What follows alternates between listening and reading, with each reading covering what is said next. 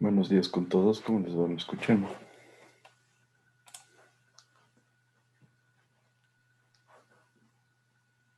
Buenos días, Inge, si se le escucha. Sí, Inge, buenos días. Ya, listo. Vamos a empezar con la lista. Está Mauro Ávila, Presente, Inge. Alexis Ayo, Presente, Inge. Andrés Valdeón, Presente, profe. Carlos Basantes, Presente. Daniel Borja,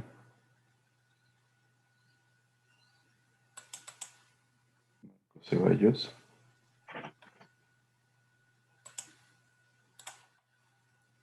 Jonathan Chilig, Presente. Lenin del Salto, José Freire, Presente.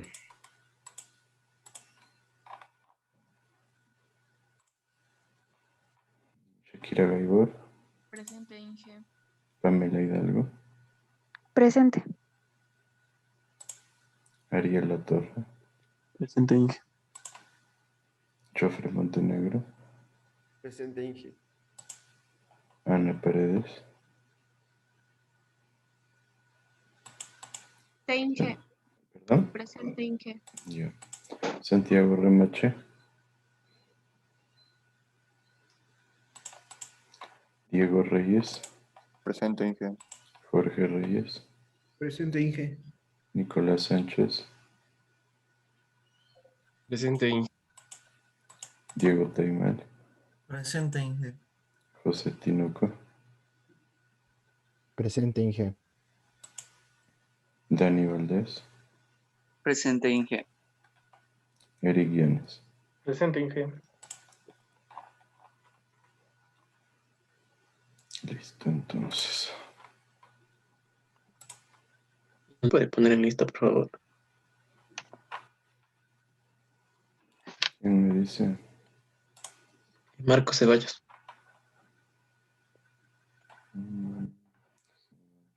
Listo.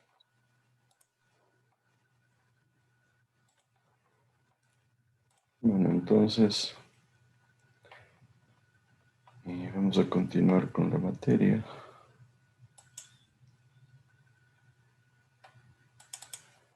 Estábamos viendo obras de disipación y protección.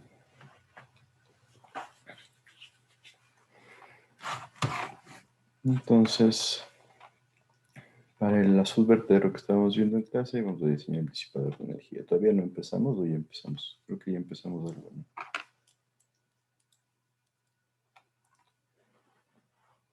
¿Qué me dicen? Empezamos ya. ¿Hasta dónde llegamos? Hasta la altura contraída. Mediante Bernoulli. Ah, sí, que nos dio un valor bastante pequeño, ¿lo revisaron?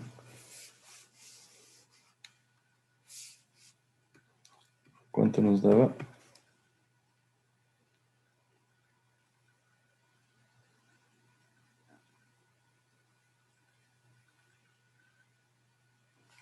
¿Me ayudan? ¿Cuánto nos daba?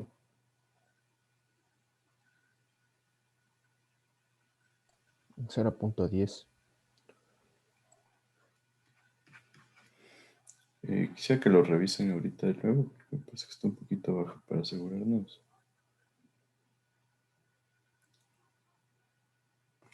Recuerden que ZA se eliminaba con Z1. Acá nuestra carga de presión del agua era T sub O. La carga de velocidad ya lo conocíamos, creo que era 0.18. 0.11.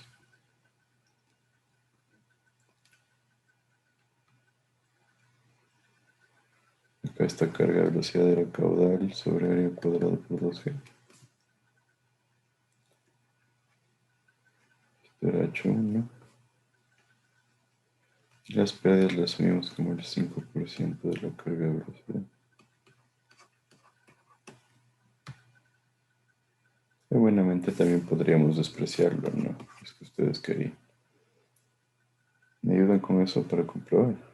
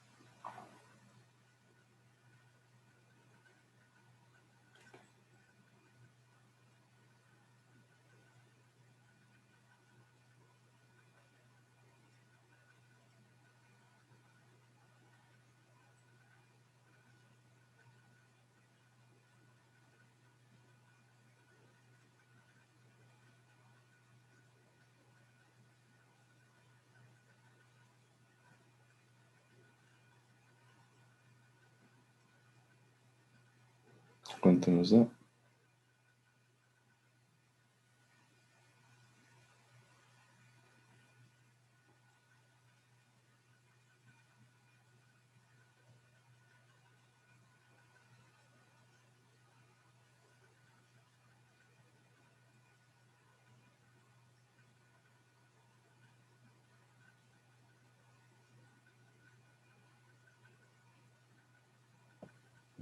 Volviéndole a hacer, revisándole, no sé, a mí me dio 1.14 una respuesta y la otra 3.72 y la otra negativa. 12, 3,72 y un valor negativo. Negativo, chao. Me parecen más coherentes, ¿no? Esta altura de 10 centímetros parecería muy baja. ¿Con cuál nos quedaríamos? ¿La positiva menor o mayor?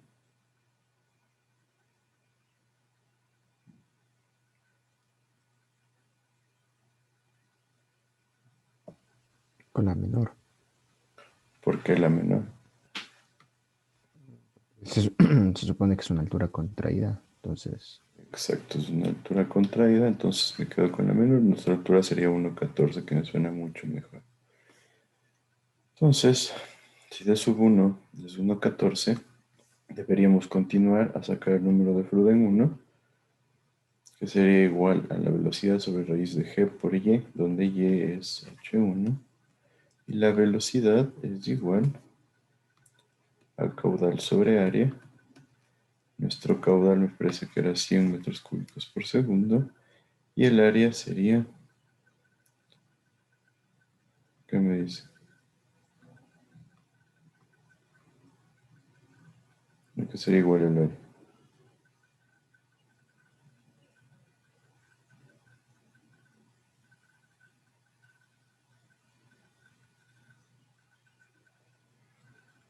¿Mm? ¿Qué me dices, José Tinoco? sería la longitud del vertedero por la altura contraída. La longitud del vertedero, ¿no es cierto? Por altura contraída h sub 1. Esto sería igual a 100 sobre 1.14 por la longitud, que me parece que eran 12 metros. ¿Cuánto me da la velocidad?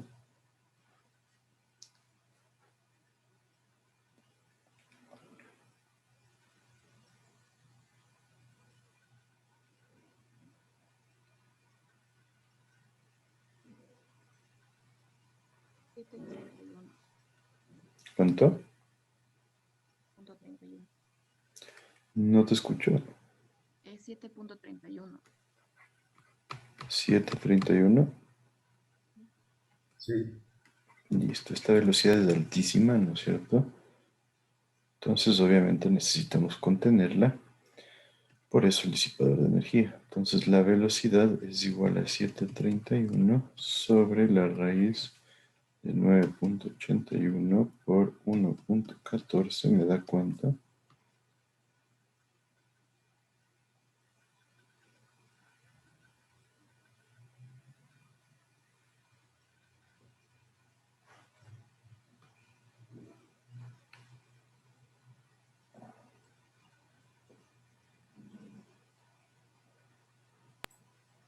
2,19. 2.19. Esto es mayor a 1. Entonces tenemos flujo supercrítico. Entonces estamos en la zona de flujo de alta velocidad. ¿Seguro nos da solo 2.19? Sí, sí. Inge. ¿Perdón? Sí, es. Ya, perfecto. Entonces debemos sacar la altura conjugada d sub 2 es igual a d sub 1, que sería 1.14 sobre 2 por la raíz de 1 más 8 veces por el número de flu de 1, que es 2.19, al cuadrado menos 1. ¿Cuánto nos da la altura conjugada?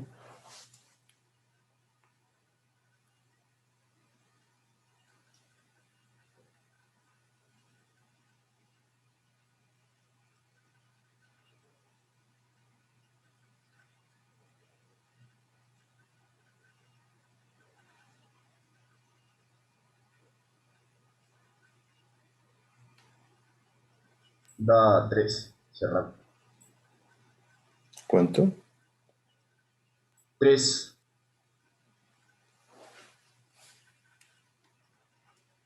3 cerrados. Sí, porque sería 3,01. Ah, bueno, sí, 3. Bueno, a ver, vamos a ponerle el 0,1 porque dijimos máximo 5 centímetros de diferencia. Listo, entonces tengo 3,01 por un lado. Y como un dato, me dice el ejercicio que yo tengo la altura normal de 2,60 m. Entonces, yo llego con 3.01 metros y eso significa que genera un empuje que desplaza el flujo. Entonces, nos igualan. Vemos que la diferencia 3,01 versus 2,60 m es 41 centímetros, que es más grande de lo que yo permito. Entonces, obviamente, necesito un colchón disipador. Entonces, ¿qué hace el colchón disipador? Generar una variación en el fondo de tal manera que nosotros podamos igualar estas dos alturas. ¿Cómo hace esta variación? Pues haciendo un pequeño hueco con una profundidad E. ¿A qué debería ser E? Igual. ¿Qué me dice?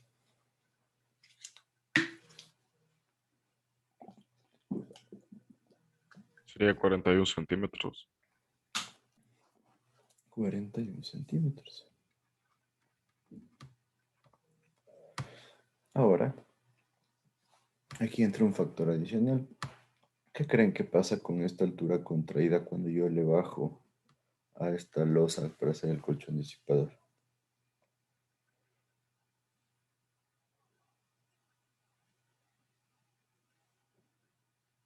¿Qué me dice?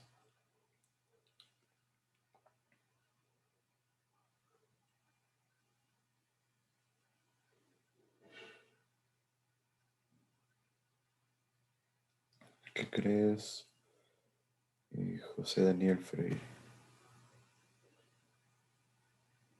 ¿Podría, por favor, repetir la pregunta? Porque no la entendí muy bien, la verdad.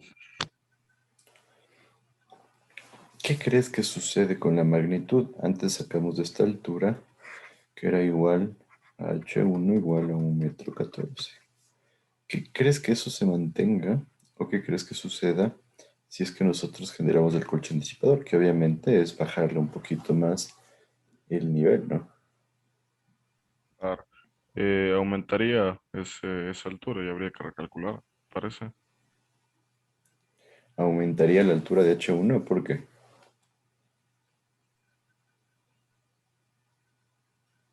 Ah, no, no aumentaría porque como baja con la misma velocidad, digamos, se formaría la altura conjugada en la parte de abajo.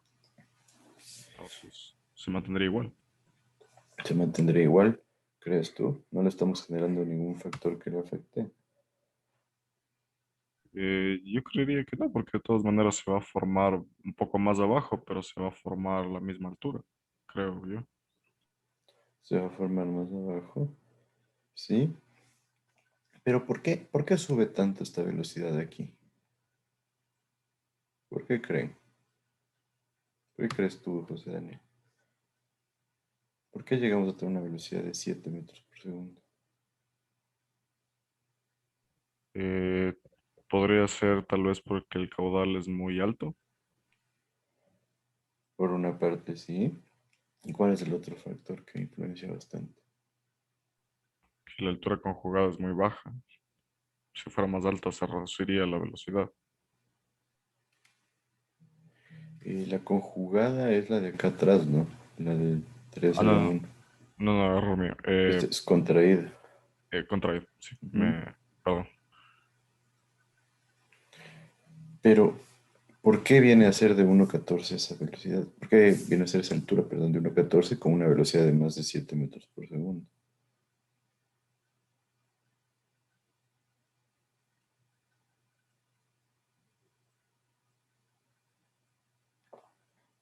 ¿Por qué crees que pasa esto?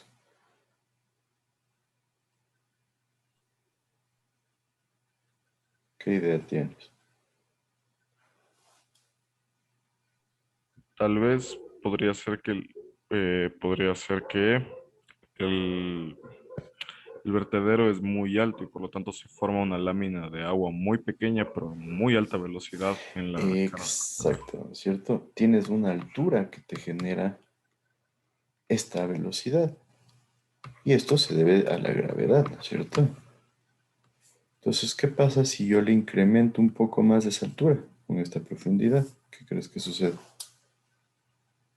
Va a aumentar la velocidad. Va a incrementar la velocidad. ¿Y qué pasa cuando incrementa la velocidad? ¿Qué pasa con la altura del agua? También se incrementa. No, tiene que No, se disminuye. disminuir, ¿no es cierto? Recuerden que cuando la velocidad sube, la sección transversal tiene que bajar. Entonces, como la longitud del vertedero, que es el ancho, se mantiene, H1 tiene que bajar un poquito debido al efecto de la gravedad y al pequeño incremento de velocidad que va a existir. ¿Si estamos claros ahí? Sí, Perfecto. Entonces, ¿qué tengo que hacer? Pues tengo que volver a calcular H sub 1. Mantengo la misma ecuación que tenía acá, ¿no es cierto? Esto ya lo conozco. La carga de agua acá es TO. ¿Qué pasaría con respecto a las zetas? ¿Qué me dice? Si es que vamos al gráfico y yo bajaría a este nivel una altura que dijimos que podría ser 0,41. Yo les diría, por recomendación, podríamos redondearle y tal vez dejarle en 0,45. ¿Por qué? Porque también, como dijimos, se va a incrementar un poco la velocidad y a disminuir la altura H1. Entonces, si esto es 0,45, quedaría algo así, ¿no es cierto? Aquí tendría 0,45. ¿Qué pasaría con los niveles del fondo?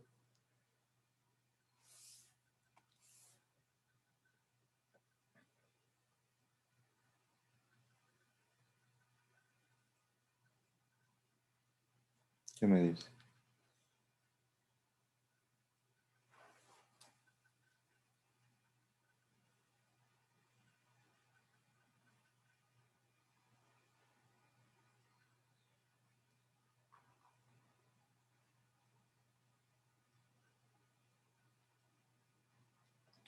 ¿Qué me dicen? ¿Qué creen?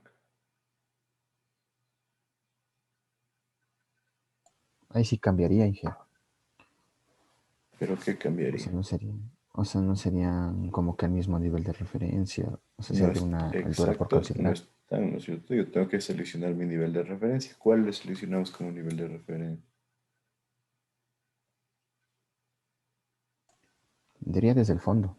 O sea, desde hacia arriba. Desde el fondo, pero antes del basud, que sería este, o desde el fondo del colchón disipador, que sería este.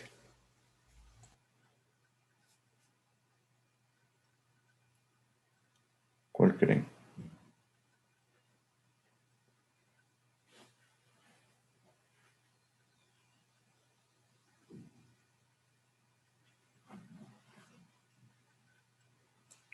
¿Qué me dicen? ¿Cuál seleccionamos como nivel de referencia?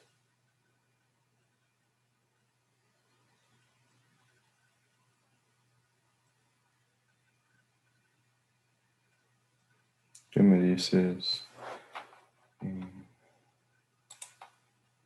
Jorge Reyes. Yo creo que seleccionaría desde P, o sea, desde P. Desde aquí. Sí, Inge, porque en la otra, en el colchón disipador, es también, esa altura consta también como, o sea, del colchón disipador, más no como la altura del agua. Perfecto. Entonces, si hablamos desde P, ¿a cuánto sería igual Z sub acá?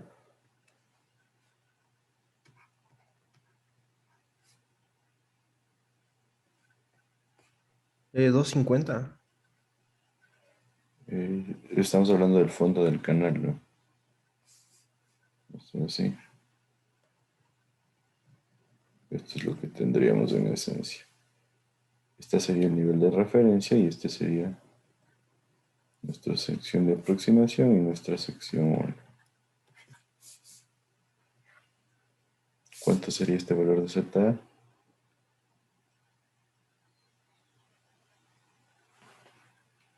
¿Qué dices, Jorge?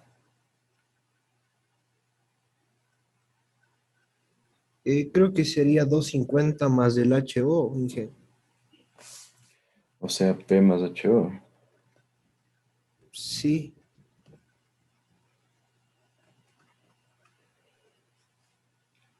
P más HO sería igual a T sub O. Entonces este componente ya está considerado aquí. Recuerda que T sub O es todo esto. ¿Cuáles son los cierto. tres componentes de energía? Altura de agua, que es la que está acá. Carga de velocidad, que es la que ya sacamos y creo que era 0.18, no me acuerdo. Y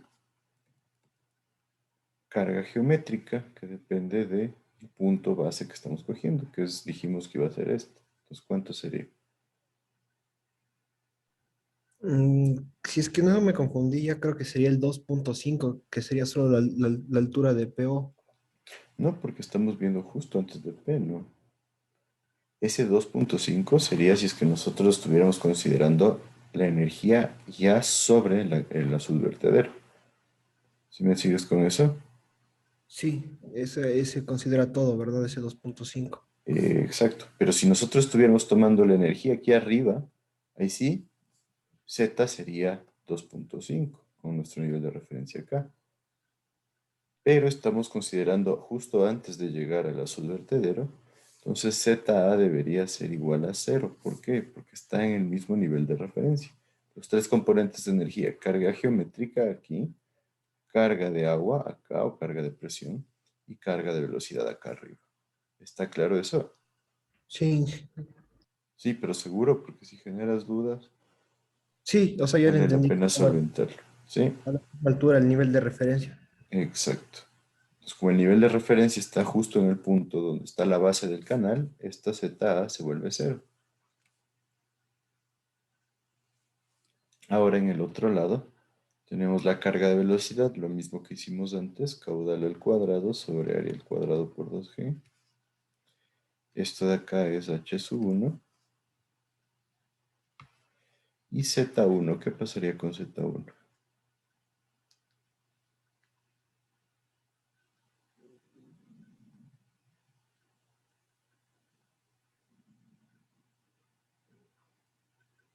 ¿Qué me dice? ¿Cuánto sería Z1?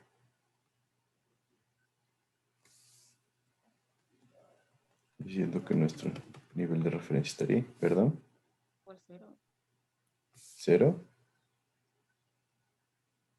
¿Por qué 0? El nivel de referencia. El nivel de referencia estaría aquí. Entonces,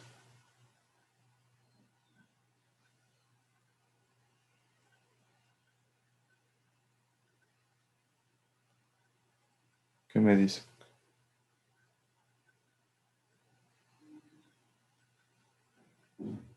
Tal vez Sí, el 5. ¿Perdón? Tal vez el 0,45. El 0,45, ¿por qué? Eso, lo que sacamos para el colchón disipador, me imagino. Porque no están al mismo nivel, ¿no es cierto? Aquí está el nivel de referencia y yo me estoy bajando el colchón 0,45 metros. Pero, ojo, me estoy bajando. Eso significa que esto tendría un signo negativo. ¿Está claro ahí? Sí.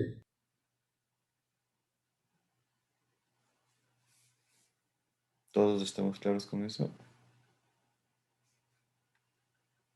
Y de ahí las pérdidas que podrían ser un 5% de la carga velocidad. Entonces podemos recalcular cuánto nos daría la altura del agua H sub 1.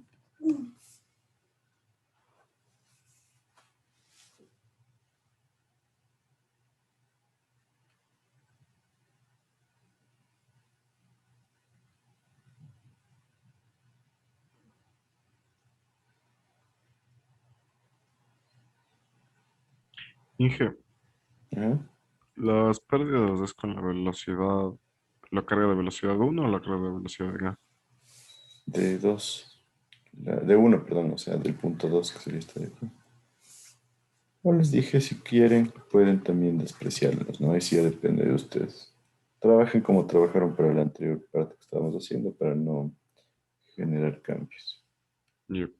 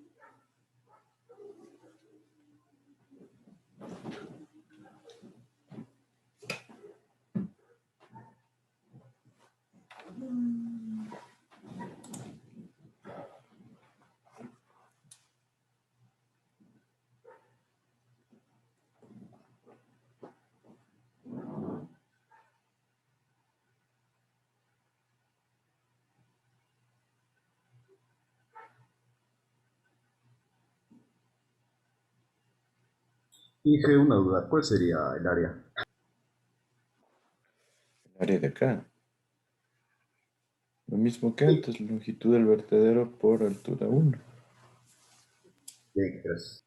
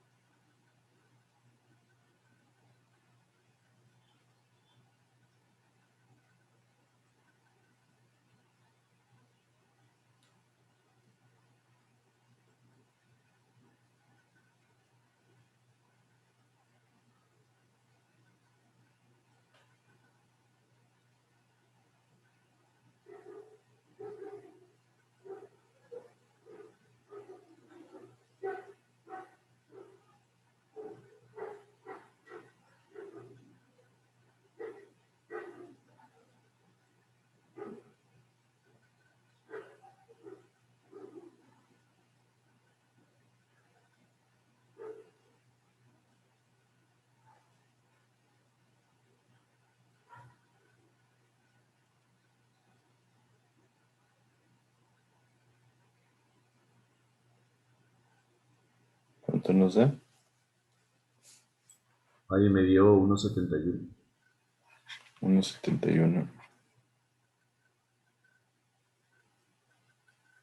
Las otras respuestas. Algo debe estar mal ahí en ese cálculo.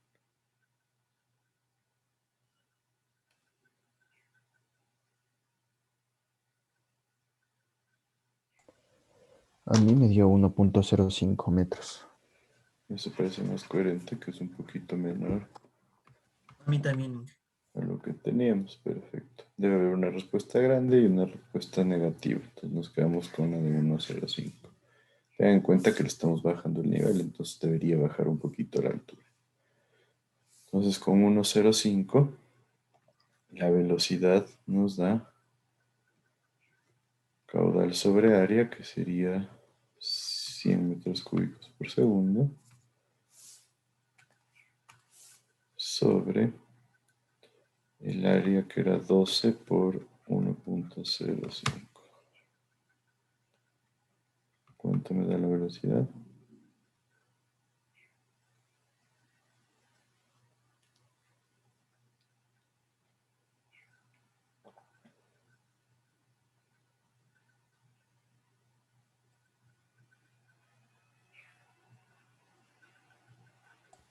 $7.94. 7,94, subió un poquito, ¿no es cierto? Antes teníamos 7,6, creo. Y acá abajo tendríamos la altura de 1,05 por la gravedad 981. ¿Cuánto nos da el número de Fred?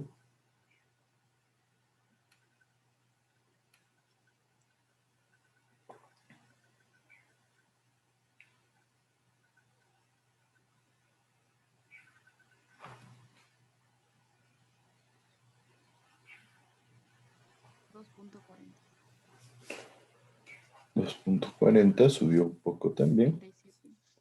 ¿Perdón? 47. 2,47.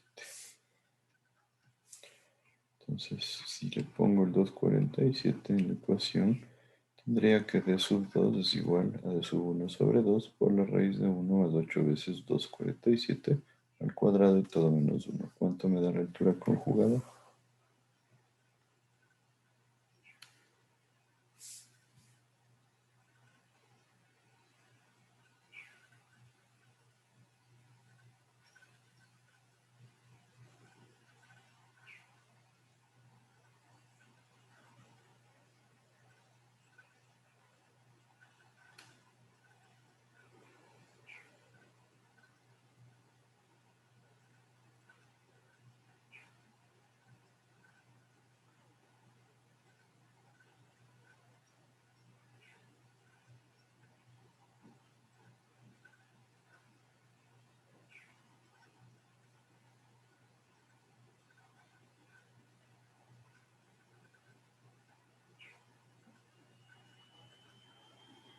¿Cuánto nos da?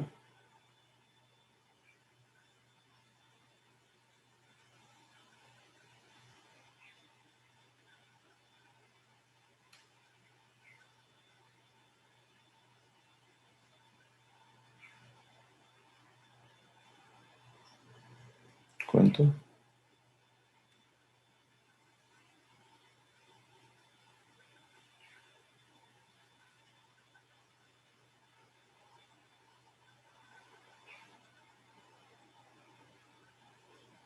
¿Qué me dicen? ¿Cuánto da de luz?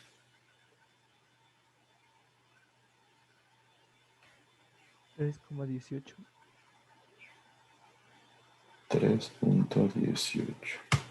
Subió un poco de 2, ¿sí? ¿Por qué subió de 2? Porque también se incrementó la velocidad de d sub 1. Y eso significa que d sub 1 también se incrementó. Pero ahora, ¿qué es lo que yo debo comparar?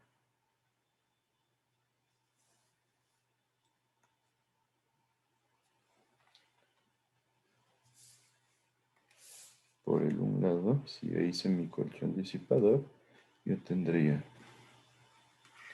3,18 y mi altura normal es de 2,60. Entonces, si yo tengo 3,18 y 2,60, considero que aquí yo le estoy haciendo un estanque de 0.45 metros.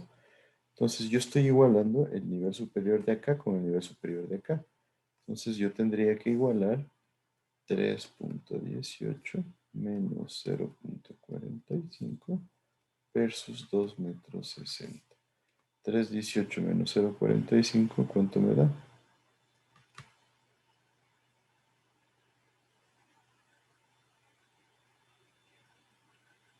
2,73. 70 y 3. 3. Entonces 2 metros 73 versus 2 metros 60. ¿Qué me dice?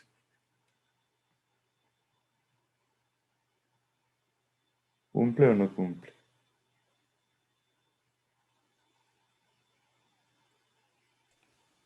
No nos cumpliría. No, porque dijimos 5 centímetros de diferencia, entonces, ¿qué debemos de hacer? Otro recálculo. Entonces el espesor o la profundidad del estanque debería ser igual a 0.45 más la diferencia esta que son 13 centímetros. Podríamos redondearle a 15 centímetros y decir que sea de 60 centímetros. ¿Me siguen?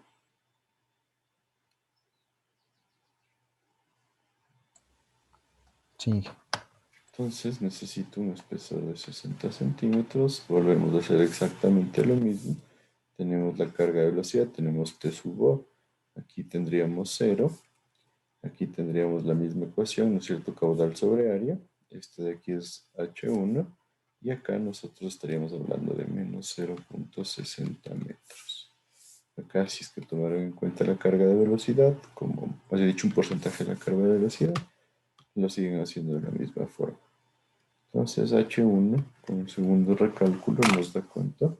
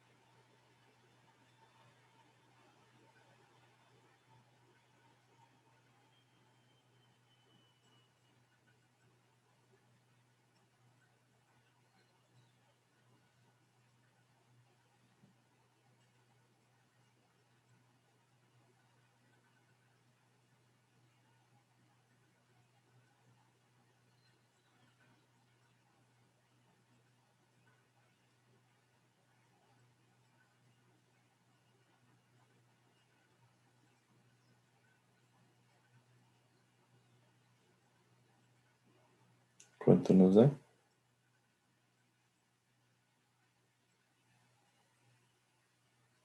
mí me dio 1.02. 1.02 metros. Baja un poquito más, pero es bien poco lo que bajó. Comprobemos. Velocidad es igual a caudal 100 sobre área 12 por 1.02. ¿Cuánto me da la velocidad?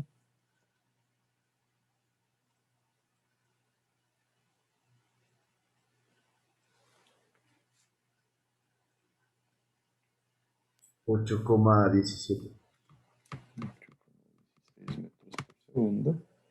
Acá tenemos gravedad por 1.02. ¿Cuánto me da el número de Froden 1?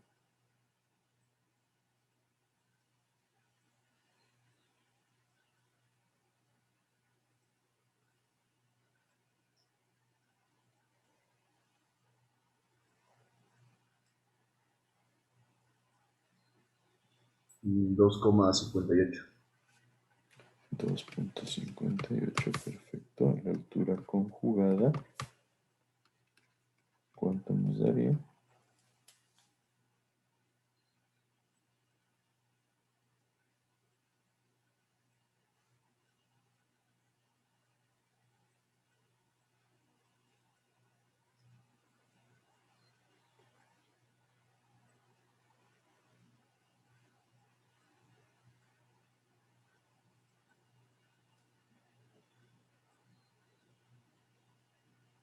3,25. 3,25 25. metros. Perfecto. Nuevamente. Vamos a nuestra gráfica, ¿no es cierto?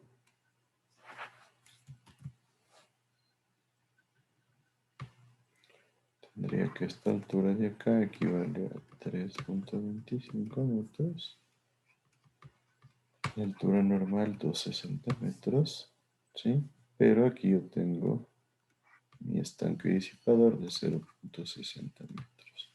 Entonces yo compararía 3,25 menos 0,60 versus 2,60 metros.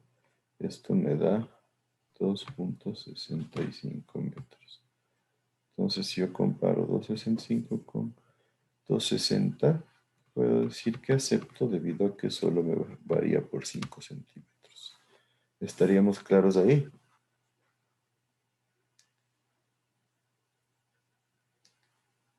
¿Qué me dice?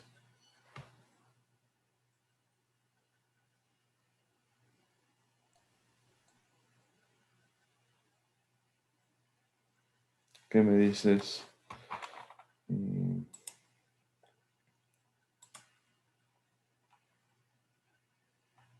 Eric Llanes.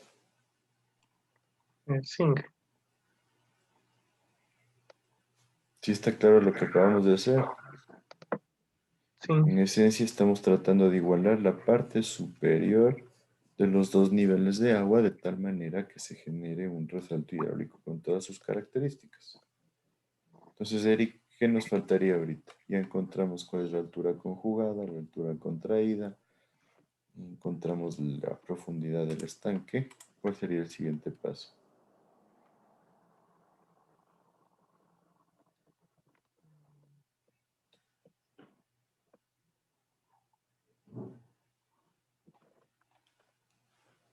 ¿Qué me dices, Eric?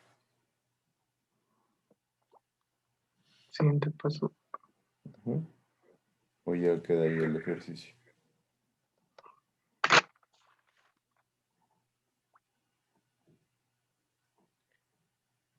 Podría ser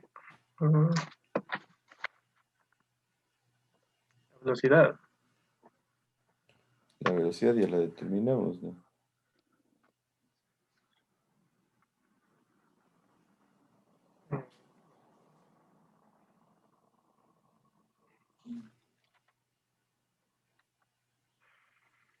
¿Qué sería?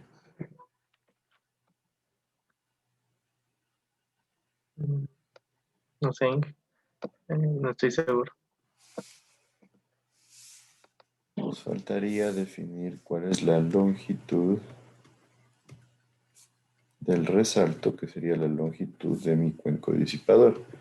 ¿De dónde sacamos la longitud del resalto? ¿Qué me dices, Eric?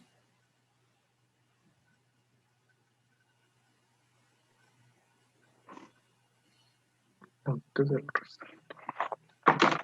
¿Qué dijimos?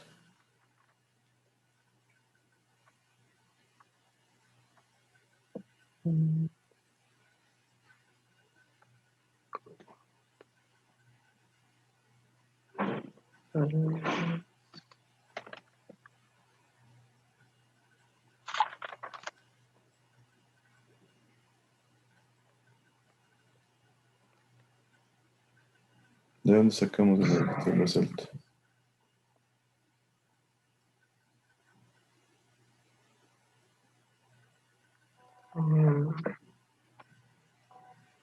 ¿De dónde?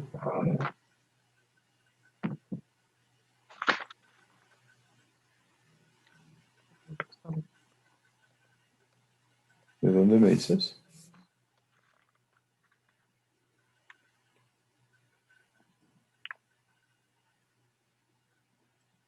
La verdad no recuerdo.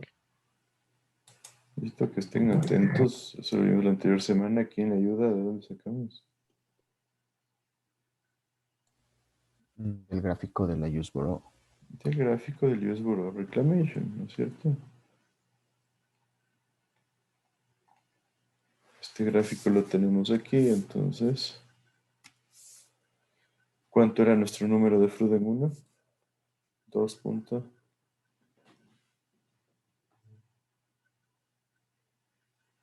2.58. Más o menos por aquí. Vemos que estaríamos hablando de un salto oscilante. O sea, no es un salto tan fuerte. Nos da más o menos un poquito más de 5, ¿no es cierto? Podríamos decir 5.02 o yo qué sé, 5.03.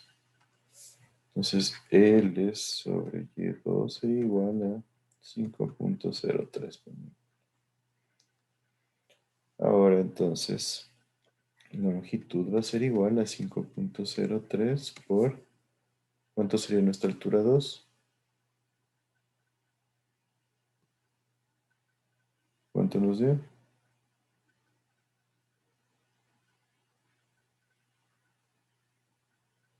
¿Sería contando el E o no? En este caso, ¿qué me dicen ustedes? ¿Sería contando el E? ¿Qué creen?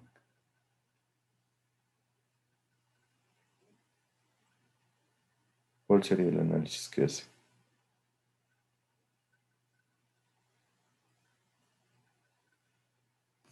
Viendo el gráfico, ¿no? Aquí tengo mi altura contraída, aquí tengo mi altura conjugada.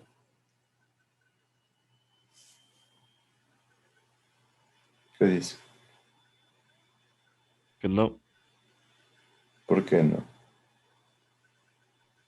porque el gráfico está manteniéndose a la misma altura. Se mantiene a la misma altura, ¿sí? Pero esta es la contraída y esta es la conjugada. Eso significa que... ¿Cuál era nuestra altura conjugada? Altura normal. No, la conjugada viene de la ecuación de 2 sobre D1.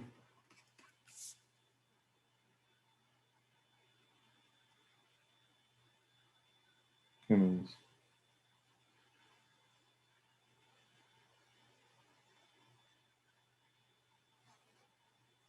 Tendría que ser la altura total que tiene el agua después. ¿Qué sería cuánto? 3.25.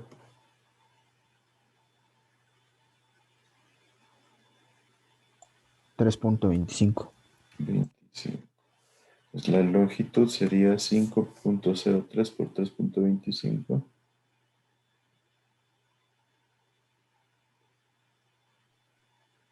16.35. 16.35 metros.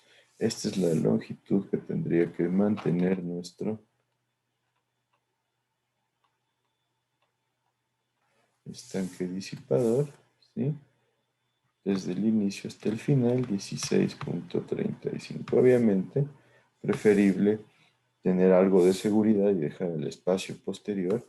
Normalmente se recomienda que después del colchón disipador, nosotros generemos una especie de rampa para que no se acumule demasiado sedimento en esta parte de aquí. Entonces podríamos decir que una longitud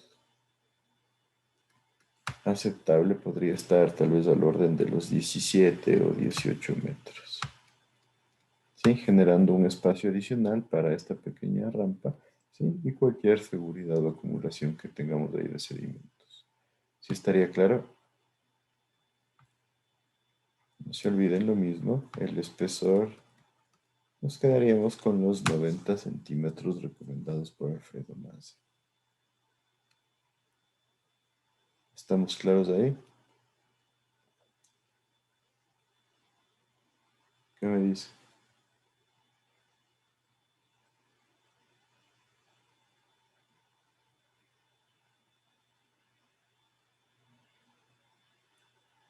¿Puedes explicar lo último, por favor?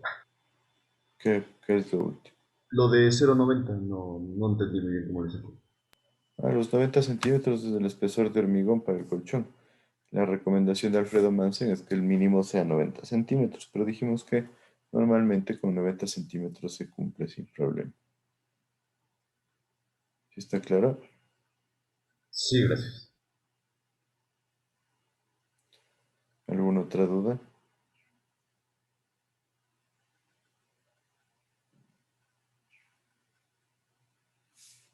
¿Estamos todos claros?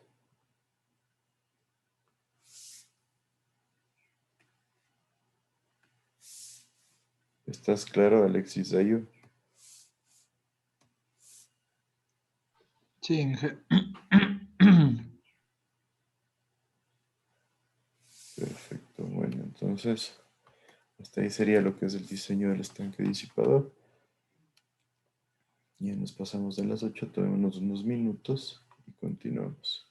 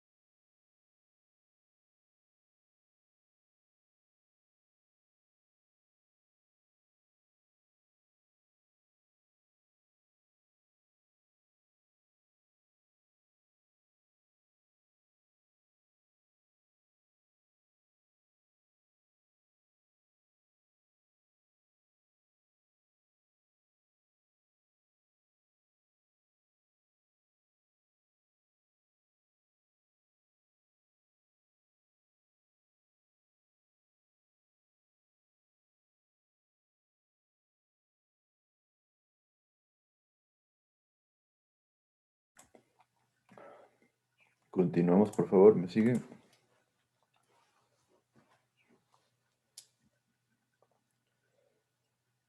¿Me siguen? Sí. Bueno, entonces vamos a continuar, vamos a cambiar de tema dentro de lo que son disipadores de energía, con esto que se conoce como el trampolín disipador, también conocido como el salto de esquí o trampolín de lanzamiento. En esencia, si recuerdan lo que hablábamos el día martes, me parece, la anterior semana, nosotros conversábamos de los tipos de disipación de energía. Y decíamos que los tipos de disipación de energía son con el resalto hidráulico, la fricción que se genera, puede ser entre el canal y el flujo, entre el aire y el flujo, y también por el choque de las partículas de agua contra un elemento que las detenga. Entonces, en esencia, cuando nosotros hablamos del trampolín disipador, vamos a enfocarnos en la fricción que mantenemos, que va a ser la fricción que se genera entre las partículas de agua con las partículas de aire, debido a un salto que genera el agua. Esto genera un incremento de la sección transversal del chorro, y este incremento se ve reflejado en la disminución de velocidad. Y por otro lado, el choque de las partículas de agua contra un lecho rocoso, ¿sí? En donde en esencia yo genero un lecho rocoso resistente. ¿Resistente a qué? A la abrasión que mantiene o que genera el flujo de agua sobre el mismo. Entonces, este lecho rocoso, obviamente le llamamos rocoso porque necesita un contenido de rocas de gran tamaño. Normalmente se habla de rocas con diámetros grandes sobre el 1,50 m, que pueden llegar fácilmente hasta los 4 metros de diámetro. O sea, ya rocas bastante grandes. Entonces, en esencia, ¿qué sucede? Aquí está el vertedero, llega el flujo de agua, pasa por encima del vertedero, llegamos a nuestra altura contraída y se genera este salto.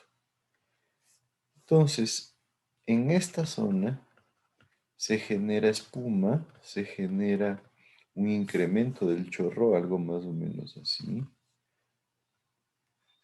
Si aquí está mi salto, se genera un incremento en el chorro, ¿sí? O sea, la sección del chorro se ve incrementada con bastante turbulencia y fricción entre las partículas de agua con el aire, para después caer en el lecho rocoso, y este golpe que se genera aquí contra el lecho rocoso lo que produce es disipación de energía. Entonces la disipación que se logra con este método es bastante alta. ¿Cuál creen que sería el problema?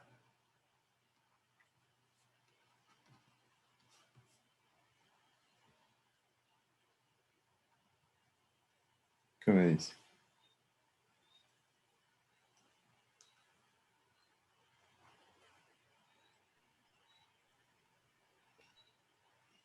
¿Qué me dices, Carlos Andrés Basantes?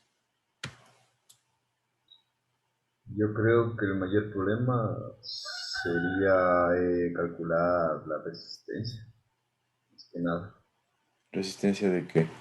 El lecho rocoso, o sea, ver el espesor de las rocas para que pueda disipar bien esa energía.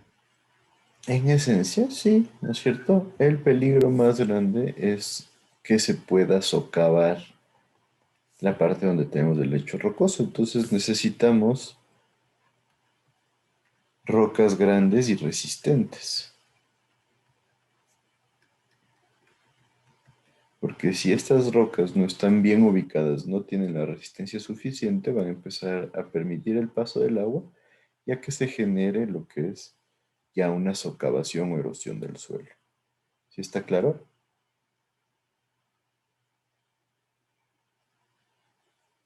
¿Sí me siguen con esto? Sí. ¿Para qué creen que ponemos estos bordes dentados similares a los que tenemos en los disipadores tipo USB? Que como ven tienen una separación, ¿no?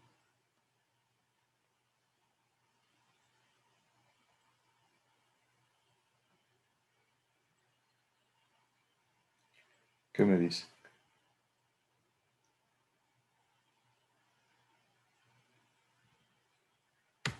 ¿Qué me dice Shakira Gaibor? ¿Para qué nos servirían estos dientes, estos filos dentados? Puede ser para que el agua no caiga con mucha presión. Es que ahí no debe haber presión, no más que la altura del agua.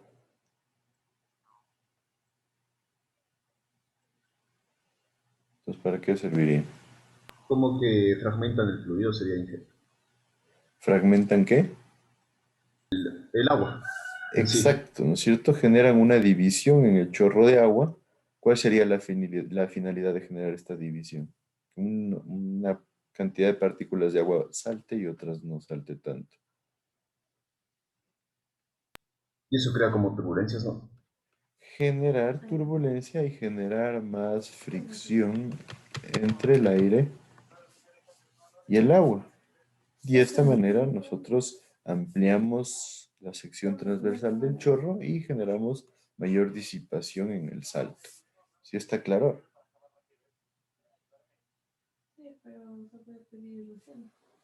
¿Sí está claro? ¿Me siguen? Sí. Listo, entonces se genera de esta forma una mayor disipación de energía. Ahora, este método de disipación es bastante bueno, pero se requiere generarlo cuando nosotros tenemos un terreno resistente. Si es que nuestro terreno es fácil de que se genere socavación, no viene a ser recomendable porque obviamente podría desestabilizar la estructura o generar un socavón. Hay que tener en cuenta que se genera una cortina de agua. En esencia, se produce algo así, donde salta el agua, se genera el chorro ampliado y esto se le conoce como la cortina de agua. Entonces, esta cortina puede generarnos un problema. ¿Qué creen que podría pasar ahí?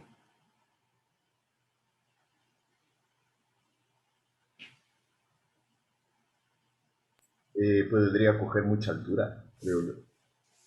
Y lo de la altura, bueno, depende del salto que tenga y de la cantidad de agua y también y se le llama el ángulo con que sale el agua de aquí, este ángulo alfa.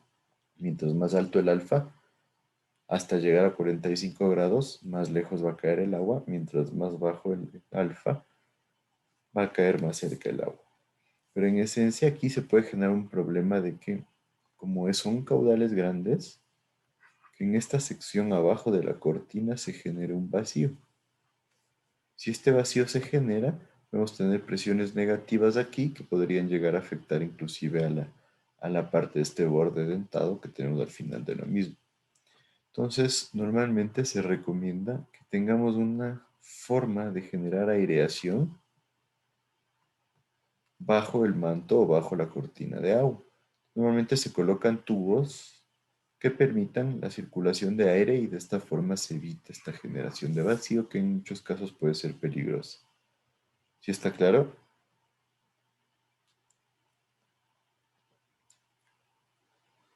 ¿Sí me siguen con esto?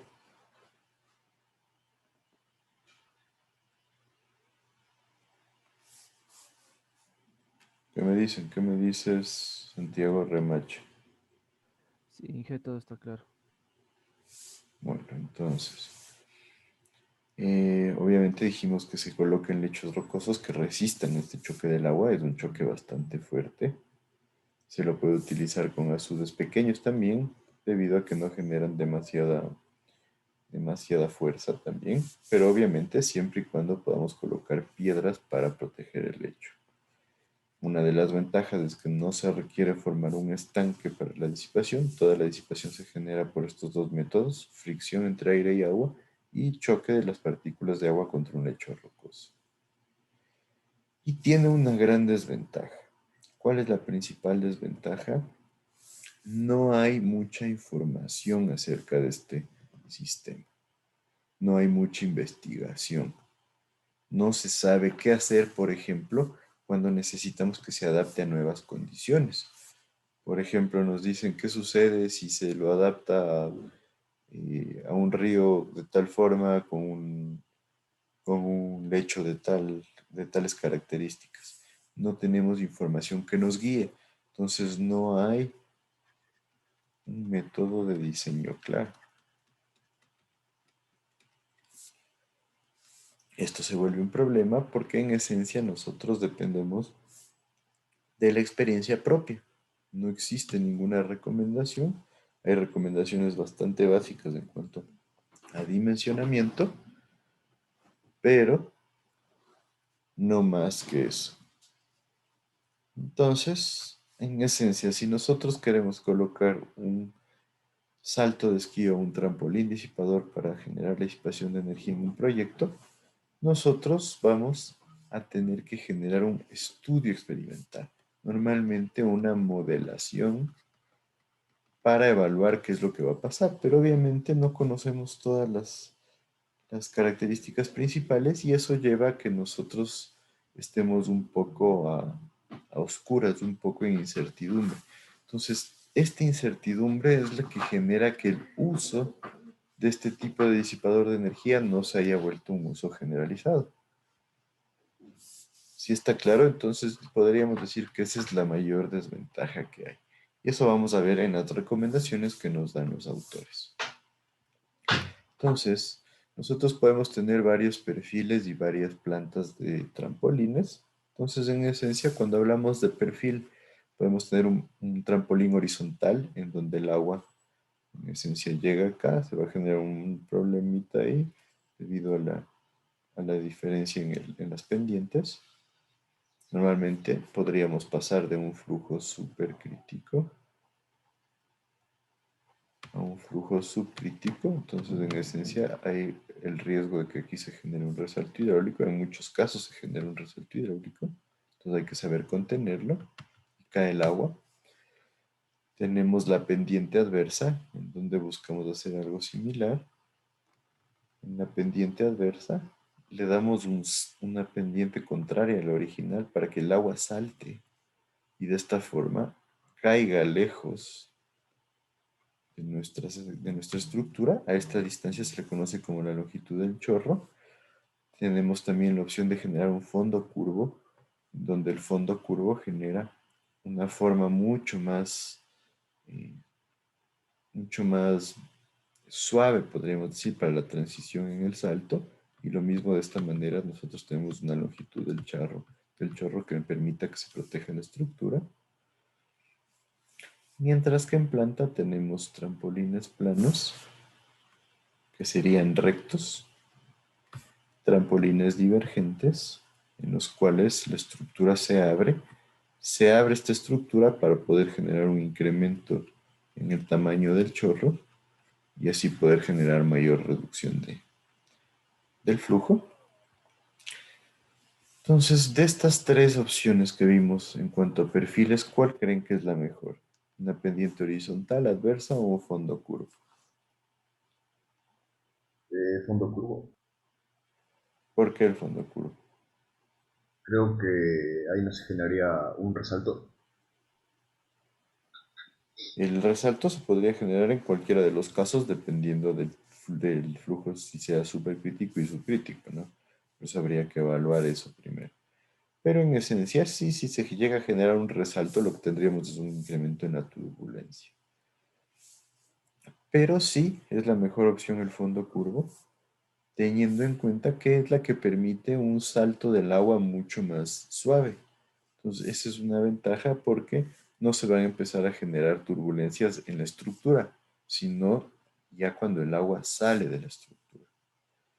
Y cuando hablamos de un trampolín prismático o divergente, ¿cuál creen que sea la mayor opción? Y por otro lado, ¿creen que podríamos tener un trampolín convergente? ¿Qué me dice?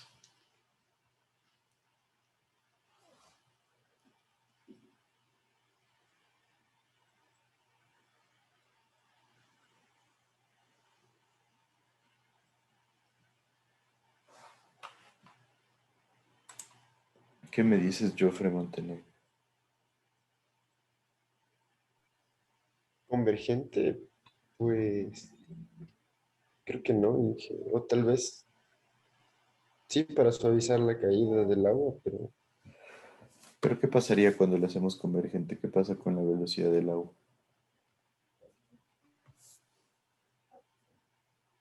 aumentaría.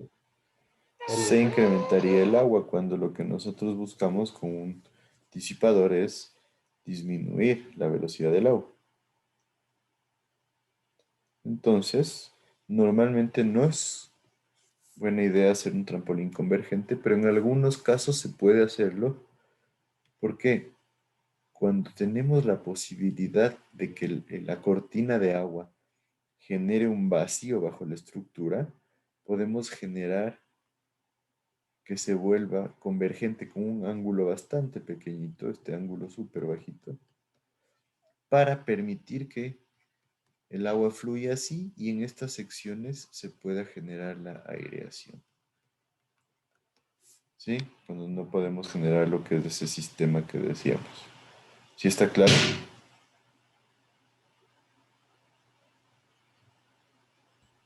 Sí.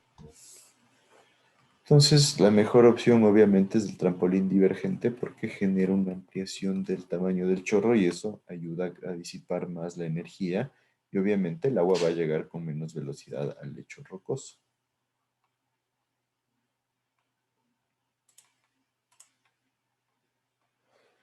Lo mismo, veíamos los dispositivos que se pueden utilizar al final en el trampolín.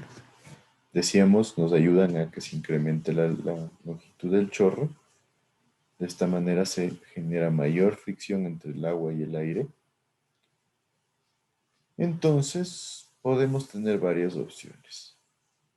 Normalmente se dice que el uso de estos dispositivos logran disipar la energía con un incremento entre el 20 y 30% antes de llegar al choque con el lecho rocoso. Entonces puede generar una disminución de velocidad que obviamente disminuiría la posibilidad de generar lo que es erosión o socavación en el lecho del río. Entonces nos sirve utilizar este tipo de dispositivos. Estos dispositivos pueden ser de una pendiente, de dos pendientes, de forma curva o de forma prismática.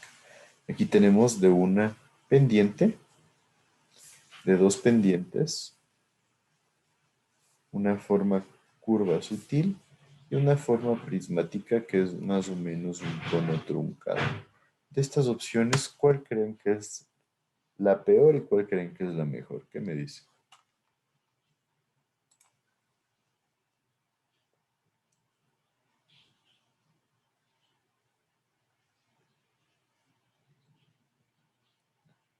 ¿Qué me dices, Diego Taimar?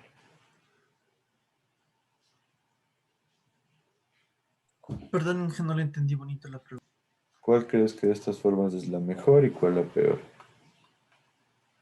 Yo diría de la forma curva porque así extiende o sea, extiende el agua de una mejor manera, se podría decir. Extiende el agua. ¿La curva sería la mejor? ¿Dices tú o la peor? O sea, para dividir para dividir la fuerza del agua, se podría decir. Eso. Entonces, ¿sería la mejor opción o la peor opción? Para mí sería la mejor. Entonces también dices la mejor opción. ¿Y la peor? La de dos puentes, tal vez. Dos pendientes. ¿De dónde son los puentes? Sí. Aquí se genera algo más o menos así. Se genera el cambio de pendiente, se genera un pequeño choque y salta. ¿Por qué esta crees que sería la peor? Porque el agua tiene como decir, un truncamiento. Bueno, un truncamiento nos daría también, nos daría una un pequeño salto debido a la diferencia de pendientes. Ahora, ya constructivamente, en estos casos, ¿qué se podría generar? ¿Qué problema podríamos tener?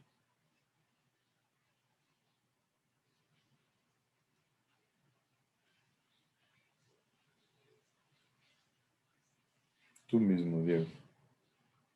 Que no salgan con la forma esperada.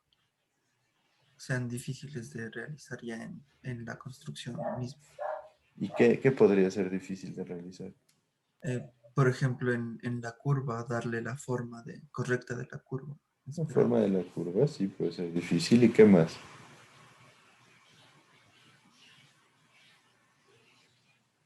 No sé, creo que ese sería el principal problema.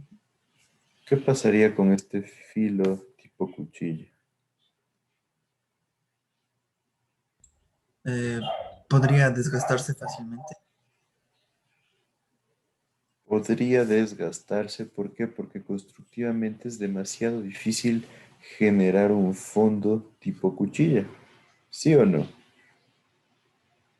Primero vamos a tener un flujo de agua súper fuerte encima. Aquí debería tener un refuerzo, pero el refuerzo para que cumpla recubrimientos va a estar bastante metido. Entonces hay una sección que va a tener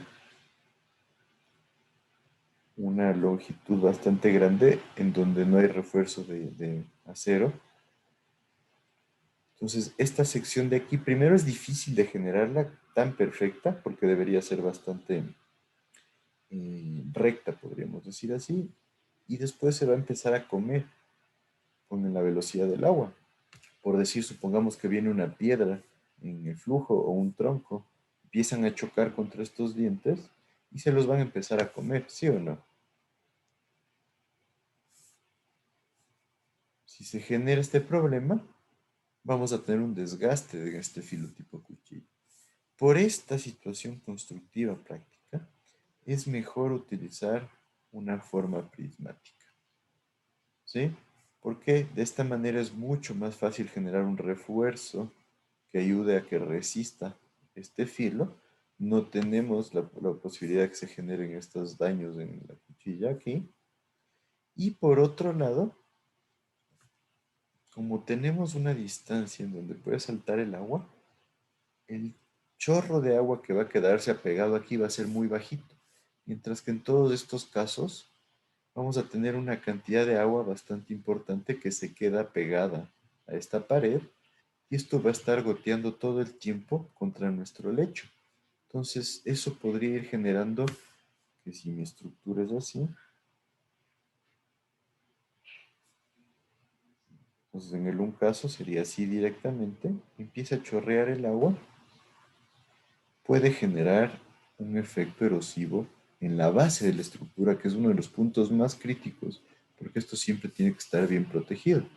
Mientras que por otro lado, si nosotros generamos este borde prismático, el agua va a saltar y no vamos a tener mucha cantidad de agua que va pegada a la estructura. ¿Sí está claro esto?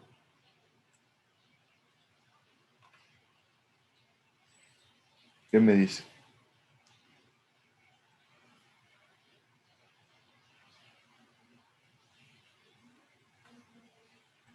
Sí. Perfecto. Entonces,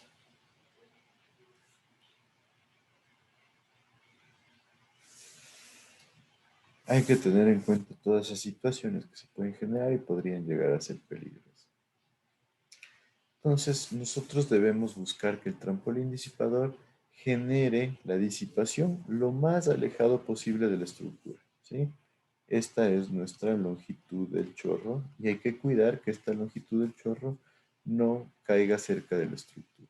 Entonces, una de las recomendaciones es que nosotros calculemos cuál es la profundidad de este pozo que se va a generar, que en esencia depende del tipo de suelo y es un cálculo bastante interesante en el cual se generan varias variables como la velocidad del agua, la profundidad del pozo, el tipo de suelo, etcétera, etcétera, que tiene un componente importante de lo que es estudio de suelos. Entonces, la idea es determinar esta profundidad y que nuestros cimientos para la estructura vayan más abajo que la profundidad del pozo. Con esta finalidad, nosotros si tenemos una erosión importante que podría llegar a generar algo así, nosotros estaríamos cubiertos porque la cimentación de la estructura sería suficiente para evitar que esta socavación, que ya sería crítica, genere daños en la estructura. Entonces, siempre se va a generar este pozo de socavación. De ahí la idea de que nosotros coloquemos piedras de gran tamaño aquí. Y de esta manera, estas piedras van a absorber toda la erosión, toda la potencia, toda la cantidad de agua que va a llegar. Y de esta manera nosotros protegemos a nuestra estructura y protegemos al lecho del río.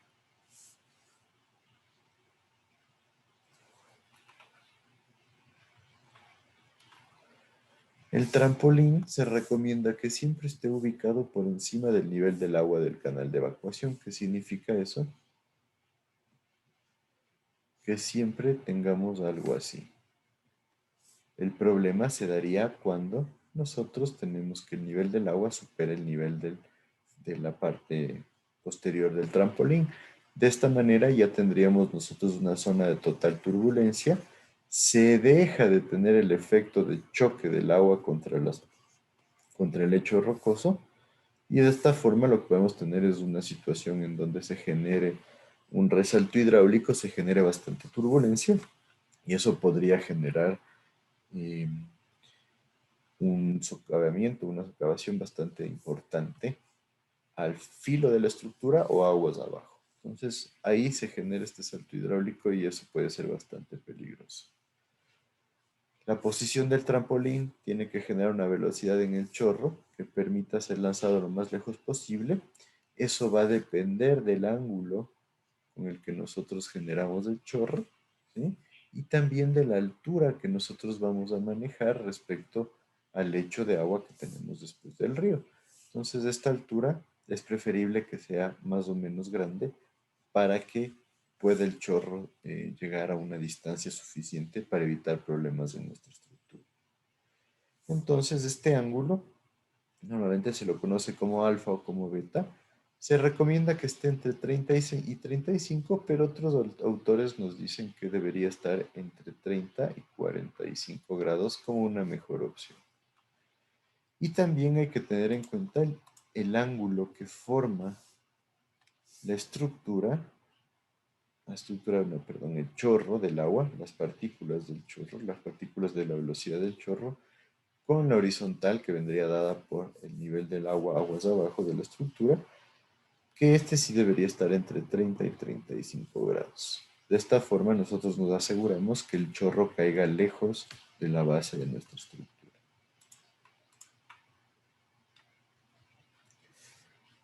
Nosotros también tenemos que tener en cuenta los caudales pequeños y su efecto sobre el terreno. ¿Por qué creen que hay que tener cierto cuidado con los caudales pequeños?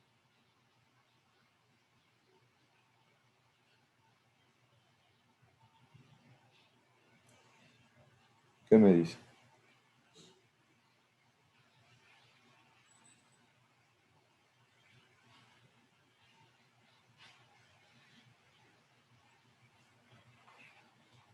¿Qué me dices, Ariel, doctor?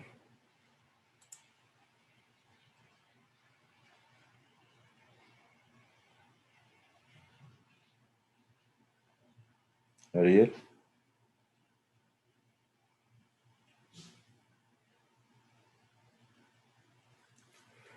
Ten en cuenta que si alguien no responde es como que no estuviera en clase. Ariel. Bueno, entonces, Andrés Valdeón, ¿qué me dices tú? Yo creo que podría generar sedimentación esos caudales pequeños. ¿Podría generar qué? Sedimentación, o sea, que se desgaste la estructura. ¿Que se desgaste la estructura? Habría que tener en cuenta que sí, la estructura tiene que tener un material muy resistente para evitar que esto se vuelva un problema. Pero No va por ahí la situación. ¿Qué más podría pasar, Andrés? Que se puede llegar a empozar, tal vez, no sé. No. O sea, tendríamos un caudal pequeñito. ¿Qué podría pasar con un caudal pequeñito?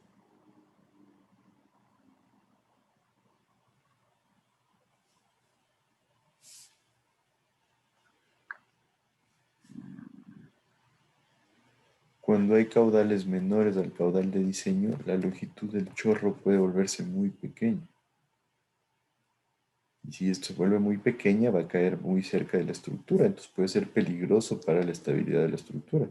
Porque se van a empezar a lavar los materiales finos cerca de nuestra estructura. Y eso puede generar una socavación. Y como vimos, es uno de los puntos críticos. Entonces hay que hacer un análisis de qué sucede cuando tenemos caudales pequeños. ¿Sí está claro ahí?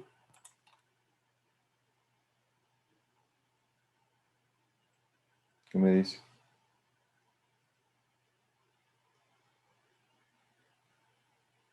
¿Estamos claros?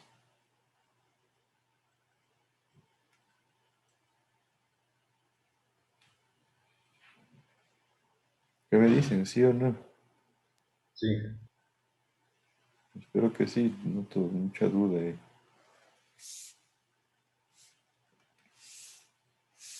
Entonces, en esencia, nuevamente hago hincapié. Para que esto funcione, el nivel de agua tiene que estar bajo el nivel de la estructura para que pueda generarse el chorro, el salto. Si no se genera el chorro, se puede generar un resalto hidráulico que va a generar turbulencia. Entonces, en esencia, este es el esquema.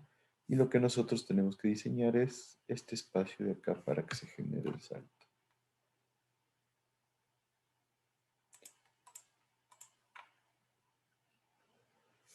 Que les decía de la cimentación, normalmente se genera por pilotes o dentellones, que son estas estructuras, las cuales deberán ir más abajo que la profundidad del cono de socavación, que se lo determina mediante un cálculo de erosión de suelos.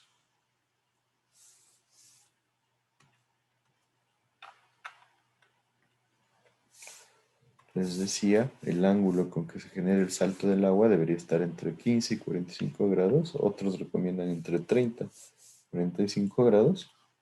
Lo preferible, según los autores, es estar alrededor de los 30 grados. Entonces, digamos, si es que este sería el ángulo, ¿no? Alfa. Si es que mi chorro del agua puede caer muy cerca de la estructura, yo me iría por un ángulo cercano a 45 o cercano a 15. ¿Qué me dicen ustedes?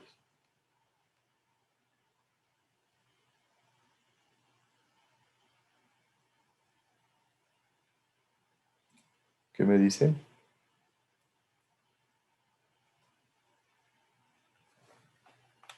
Marco Ceballos, ¿qué me dices tú?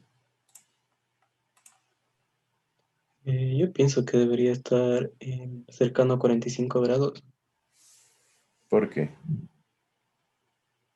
para tener no una contracción tan brusca. Más que una contracción tan brusca, porque el tiro se vuelve un tiro parabólico y el tiro parabólico con mayor alcance está a los 45 grados. Entonces, en esencia, sí. Si yo quiero alejar el chorro de mi estructura, me voy con un ángulo lo más cercano posible a 45 grados. ¿Sí está claro? Lo que les decía, también puede haber la opción de generar convergencia para proteger a la estructura del manto de agua que puede generar vacíos. Máximo se puede hacer una convergencia con un ángulo de 10 grados. ¿Sí? Esto simplemente cuando se busca generar la protección de que no haya vacíos en la parte posterior de la estructura. Hay que tener en cuenta que si se generan esos vacíos, hay la opción de que se genere el fenómeno de cavitación. Entonces hay que tener bastante cuidado con eso, ¿sí? Porque puede generar un daño en las paredes de la estructura. Por eso la convergencia de la que hablábamos o el sistema de aireación en la cual no se pueda generar vacío bajo este manto de agua. ¿Sí está claro eso? Esto es importante porque hay que tener cuidado con esta situación. Especialmente cuando la estructura tiene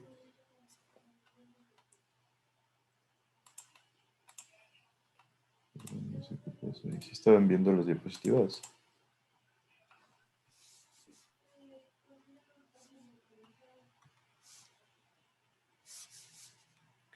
¿Sí estaban viendo? Estábamos en la 34. Bueno, entonces les decía que la geometría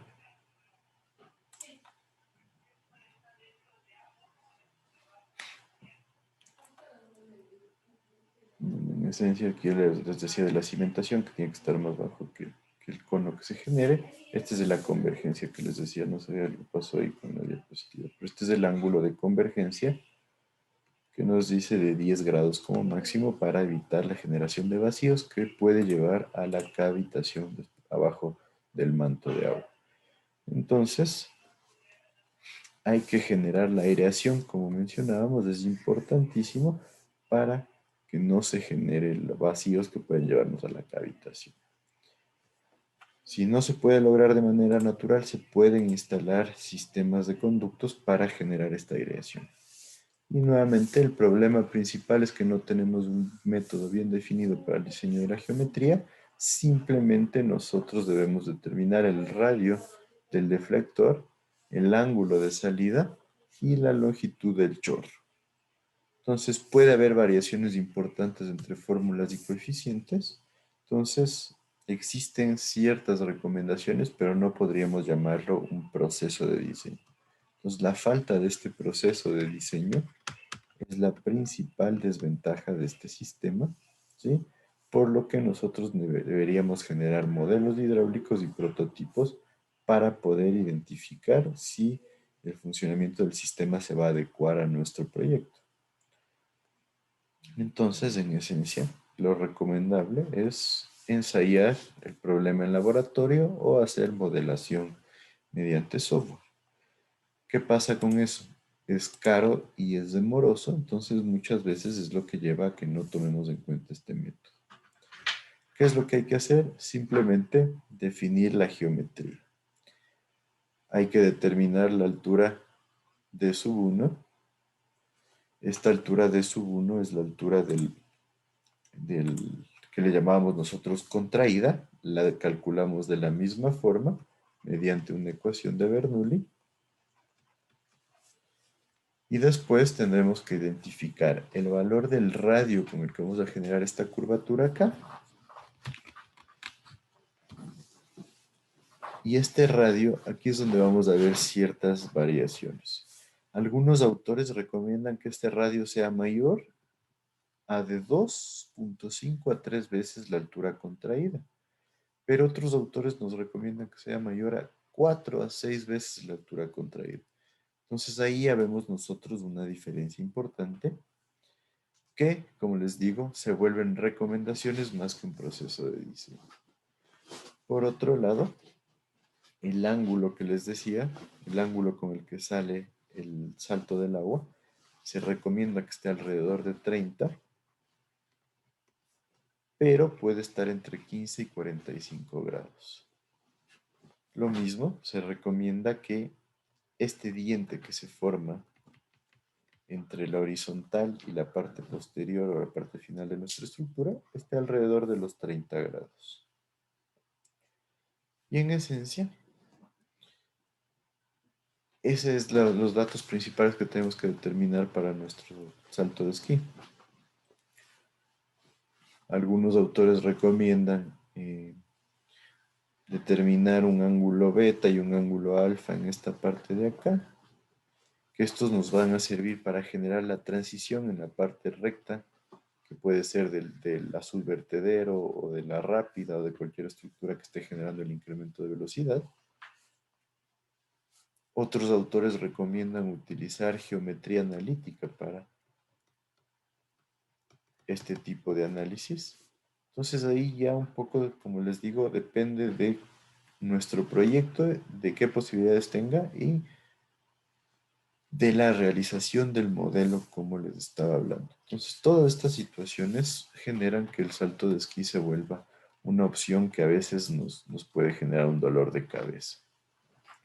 Entonces, como les dije, ¿no es cierto? El proceso de diseño en esencia debería ser determinar la altura contraída, determinar el radio, definir cómo se va a generar la transición en este sector de aquí y en el sector final, determinar el ángulo de lanzamiento, determinar el ángulo del diente posterior, determinar la altura delta Z que vamos a tener desde el nivel del agua o desde el cauce, dependiendo de qué tan diferente sea. Normalmente es preferible desde el nivel del agua hasta nuestro punto de salto. Y después podemos definir la trayectoria del chorro mediante esta ecuación de acá, donde yo trazo en el punto del salto un eje Y y un eje X, ¿sí? En donde Y va a ser igual a X por la tangente del ángulo alfa, que es el ángulo de lanzamiento, por X cuadrado sobre un coeficiente K, que nosotros le vamos a usar como 1 cuando hablamos desde el punto de vista teórico, pero ya debido a las pérdidas de energía que se dan en la práctica, vamos a afectarlo por un 10%, que sería 0.9 entonces, por 4 veces la sumatoria de la altura contraída más la carga de velocidad. En este caso estaríamos hablando de la carga de velocidad ya en la zona de nuestro trampolín, de nuestro salto, por el coseno cuadrado del ángulo alfa, que es el ángulo del salto. Entonces, de esta forma, nosotros podemos identificar la trayectoria del chorro. Y el punto más importante es determinar la longitud del chorro. ¿Cómo creen que podemos determinar la longitud del chorro?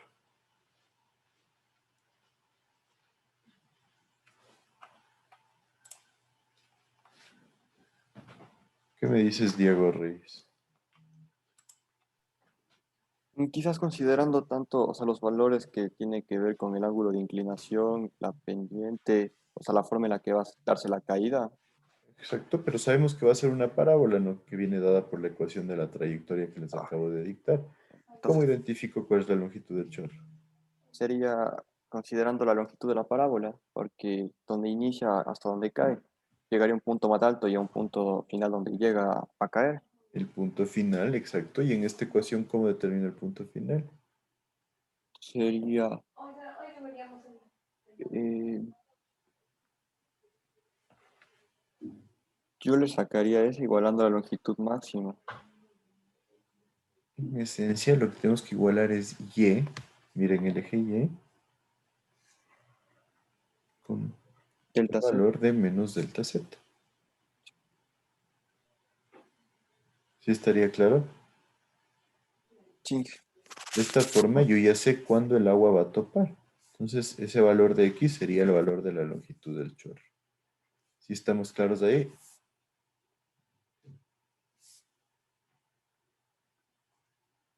¿Sí me siguen? Sí.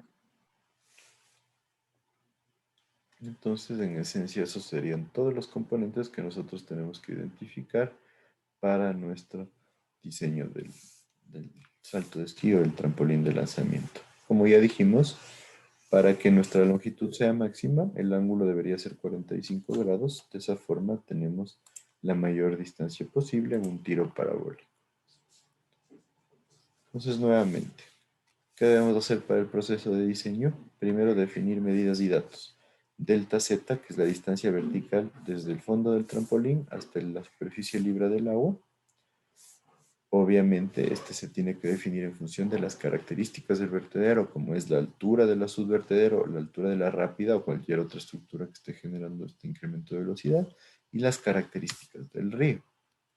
Tenemos que tener identificado el caudal que vamos a utilizar para el diseño, nuestro caudal máximo, y también los caudales pequeños, los caudales mínimos con los que haríamos la comprobación para evitar su cavación, cuál es el ancho de la rápida o del vertedero o cualquier otra estructura que esté generando el incremento de velocidad, la altura contraída mediante Bernoulli, el ángulo de lanzamiento entre 15 y 45 grados, definimos el radio utilizando cualquiera de las recomendaciones que tenemos aquí.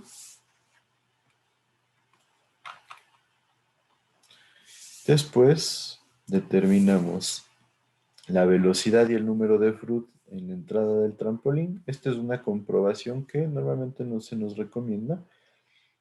Entonces, en esencia, determinamos velocidad y determinamos número de Freud. En esencia, este de aquí es número de Freud al cuadrado. Saco el número de Freud al cuadrado y este debería estar entre 7 y 39. Ojo al cuadrado, aquí me ha faltado esto. Entonces, después generamos un cálculo del número de Freud máximo con esta ecuación de acá. Esta es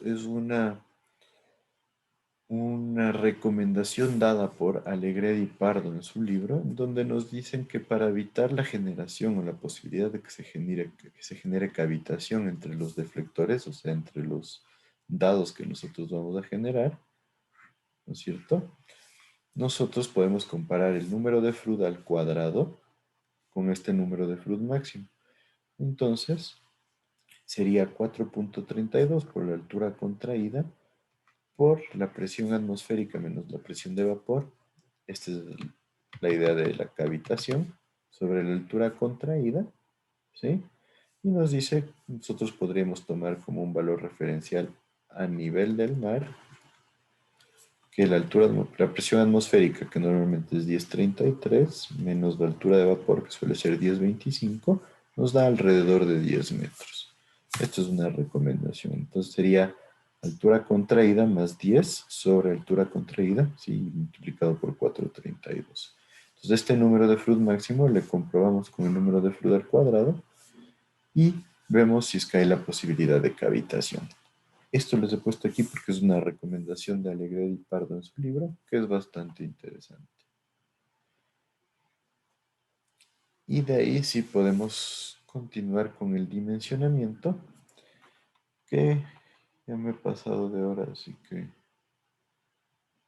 como faltan algunas diapositivas, vamos a llegar hasta ahí y el día de mañana completamos esto y vemos los USBR. ¿Hasta aquí alguna duda?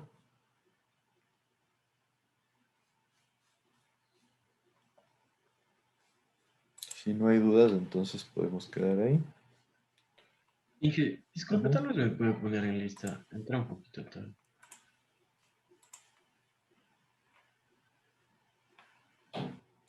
Me igual, Inge, por favor.